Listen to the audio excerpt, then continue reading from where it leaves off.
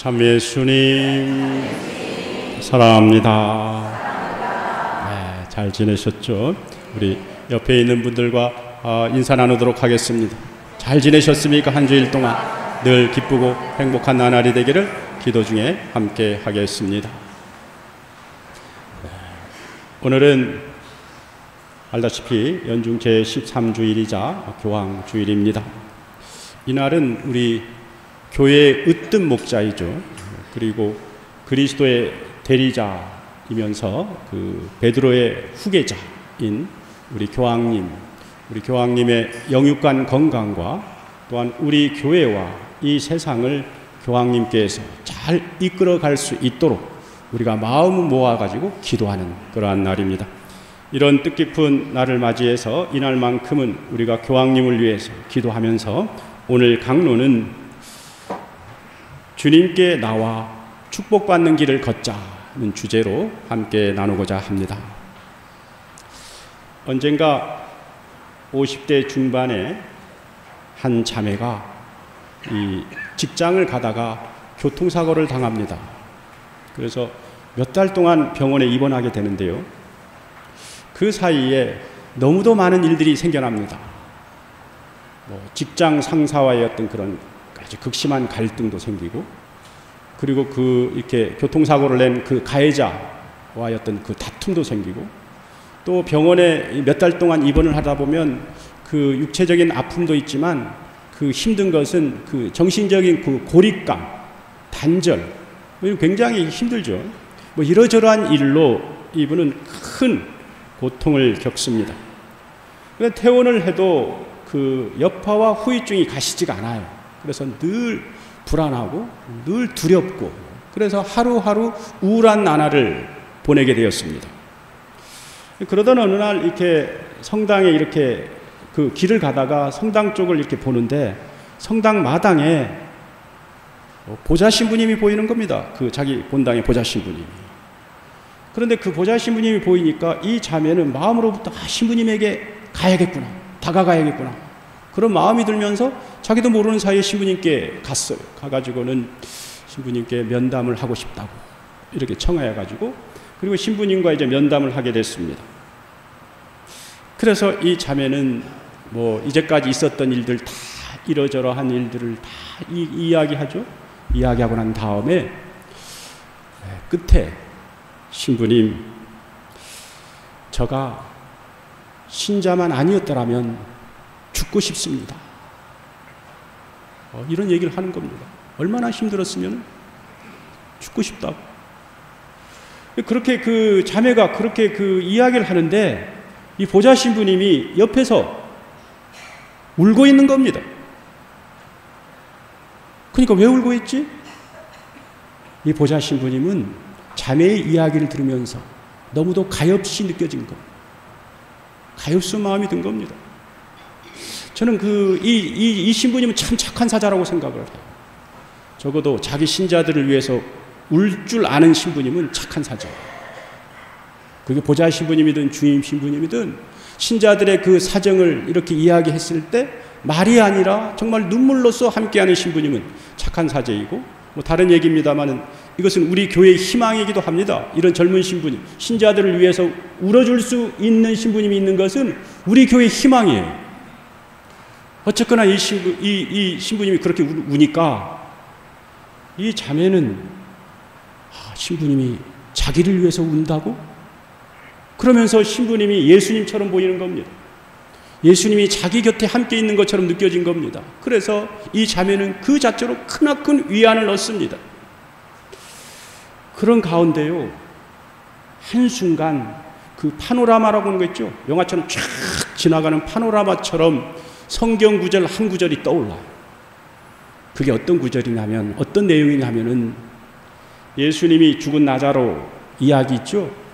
예수님이 그 나자로의 동생 그 마리아로부터 나자로의 사연을 다 듣지 않습니까? 다 사연을 듣고는 이제 그 우리 오빠가 죽었다고 딱 얘기하니까 그 얘기를 듣고 예수님이 어떻게 합니까? 마음이 복받쳐가지고 예수님이 눈물을 흘려요. 그리고는 어떻게 하죠? 그 나자로가 죽은 그 무덤에 가가지고는 이야기합니다. 나자로야, 이제 나오너라. 그렇게 하니까 어떻게 됩니까? 이제 죽은 지 나흘이나 되는, 이제 배로 그냥 꼭꼭 천으로 이렇게 감싸인 이 죽은 나자로가 일어서 가지고 죽음의 동굴을 나와 가지고 생명의 길을 걷는 거예요. 이 자매는 그런 것처럼 신부님을 통해 가지고 그 예수님이 죽은 나자로를 살린 것처럼 그 신부님을 통해 가지고 자기 영혼을 이렇게 감쌌던 그런 여러 가지 우울, 고통, 상처 이런 게요, 한 그 30분, 40분 이 순간인데 거기서부터 언젠가 이렇게 그 순간에 벗어나는 느낌을 받은 거예요.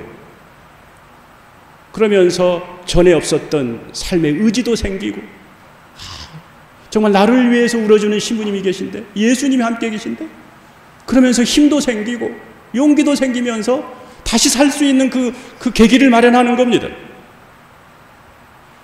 그렇게 해서 돌아왔죠. 그런데요, 그날 이후에 기적이 일어나, 기적과 같은 일이 일어나. 그 자매는 여러분 그 육신의 그 살갗이 골마 터져가지고 그걸로 끝나지 않죠. 골마 터진 다음에 시간이 흐르면서 새 살이 돋아나죠. 그렇듯이 이 자매는 신부님과의 그런 만남, 자신이 신부님 앞에 나가가지고 신부님 만남을 통해서 그런 예수님을 체험하는 그 만남을 통해서 삶이 바뀌어버립니다. 완전히 우울감에서 벗어나가지고 전에 없는 기쁘고 충만된 삶을 하루하루 살아요. 완전히 이게 뭡니까? 이게 부활 아닙니까? 부활이 다른 게 있는 게 아닙니다. 부활은 지금의 어떤 그런 고통스러운 삶에서 예수님을 만나가지고 새로운 삶으로 건너가는 것, 이게 부활이죠. 이 부활을 체험한 것. 형제 자매 여러분, 이처럼 우리는 살다 보면은 누구나가, 저도 그렇고 여러분도 그렇고 삶의 나락에 떨어질 때가 있어요. 그럴 때 어떻게 해야죠? 그럴 때 우리 신앙인은 무엇보다도 주님 앞에 나와야 돼요. 주님 앞에 나온다는 말은 뭡니까? 그냥 발로 걸어서 주님 앞에 선다, 이런 뜻도 있겠지만, 더 본질적으로 내 마음에 안고 있는 그 소망들, 갈망들, 고통들, 이런 것들 이루기를 바라는 거죠. 이런 이루기를 바라는 것을 가지고 믿음의 마음으로 예수님 앞에 나오는 거예요. 이 믿음의 표현입니다. 나온다는 것, 자기 믿음을 드리는 거죠. 그랬을 때 어떻게 됩니까? 그랬을 때 고통에서 벗어날 수 있어. 죄와 죽음에서 벗어날 수 있습니다. 축복받는 새로운 생명의 삶을 선사받게 되는 겁니다. 이에 대해서 오늘 복음에서 예수님께서 확인해 주십니다. 자, 예수님은 공생활을 갈릴레아 호수 주변에서 합니다. 말씀도 전하고 아픈 사람도 낫게 해주고, 그러다 보니까 많은 군중이 이렇게 예수님을 따라 나서지 않습니까? 그 가운데 두 사람을 소개하고 있습니다. 오늘 복음에서. 한 사람은 누구냐면 너무도 사랑하는 딸, 그것도 12살밖에 되지 않는 딸, 죽어가는 딸, 이 딸을 갖고 있는 야이로라는 회당장, 이 한 사람하고, 또 하나는 12해 동안이나 하혈병을 앓으면서 모든 것을 다 해봤지만 효염이 없는 사람, 예수님 앞에 나가야만이 살 수 있다라고 믿는 사람, 여인, 이 두 사람이 예수님 앞에 나갑니다. 회당장 야이로는 어떤 사람입니까? 이 사람 지체 높은 사람이죠. 여러분, 이 회당이라고 하면, 우리가 봤을 때 회당 하면 성당, 교회, 그러니까 예배를 드리는 장소구나, 그런 의미가 아닙니다. 이스라엘 당시, 예수님 당시에 이스라엘에서 회당은요, 거기서 모든 것이 다 이루어졌어요. 종교 예배도 이루어졌지만 교육도 거기서 이루어졌고, 그리고 정치도 그런 게 이루어졌고, 그러니까 정치, 종교, 교육할 것 모든 것을 관장하는 그 장소의 장인 거예요. 그리고 굉장히 지체 높은 사람이죠. 이 사람이 사실 예수님은 어떻습니까? 당시에 보면은 그 사람하고 인간적으로 보면 이 사람이 인간적으로는 거의 모자랄 것이 없는 것처럼 보이는 사람이죠. 그런 사람이 예수님 앞에 나와가지고 자신의 체면과 자신의 자존심을 다 내려놓고 자기의 딸을 위해서 무릎을 꿇고 엎드립니다. 딸을 위해서라고 하면 못할 것이 없는 거예요. 그래서 예수님 앞에 나와가지고 무릎을 꿇고 엎드립니다. 그래서 어떻게 하죠? 나를 살려달라고, 낫게 해달라고 간곡히 청합니다. 그리고 하혈병을 앓고 있는 여인은 어떻죠?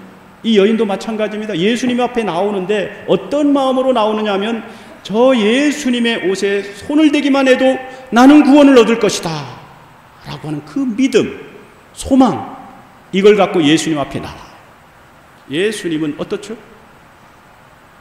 용기를 내어 굳센 마음으로 당신 앞에 나오는 이 두 사람에게 하나같이 축복을 선사해요.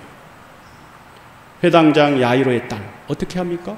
직접 예수님이 가가지고는 그 딸의 손을 잡고 탈리타쿠, 소녀야 내가 너에게 말한다, 이제 일어나라. 아버지의 믿음으로 살린 겁니다. 여인도 마찬가지 아닙니까? 그 소박한 믿음이지만 그 소박한 믿음을 통해 가지고 자기도 모르는 사이에 하혈병이 낫게 되는 겁니다. 이처럼 주님 앞에 나오는 믿음의 표현은 우리로 하여금 지금의 삶이 아니라 우리가 갈망하는 그런 삶의 생명의 길로 우리를 이끌어 주시는 것이다. 그러므로 형제 자매 여러분, 근본 한 주를 시작하면서 지금보다는 뭔가 다른 차원의 삶을 원하십니까? 주님 앞에 나오도록 합시다. 우리의 믿음을 더욱 단단히 살도록 합시다. 이때 주님께서 반드시 우리들의 소망 안에 함께할 것이라 믿습니다. 그런 마음으로 오늘 교황주의를 맞이해서 교황님을 위해서 기도하면서도 우리의 믿음을 더욱 단단히 하는 가운데 주님과 온전히 일치할 수 있는 신앙인의 삶을 살아가기를 주님의 이름으로 기도드립니다.